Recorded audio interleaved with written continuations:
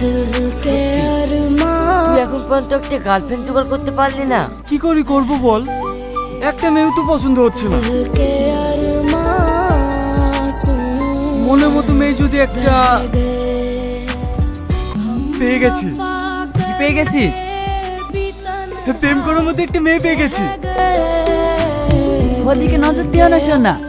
ওদিকে জানো এই শহরের সব থেকে বড় বিজনেসম্যানের মেয়ে শ্রাবণী। ওকে আমার চাই। ঈশ্বর হাই বেবি। বেবি কাকে কি বলছেন? রাখলে না, তোমাকে রোজ ফ্লাওয়ার মানে গোলাপ ফুলের মতো দেখায়।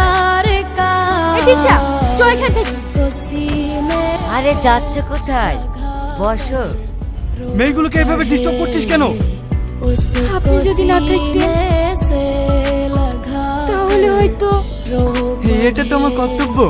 কাল একটু দেখা করতে পারবি? কোথায়? ক্যাফেতে। ওকে।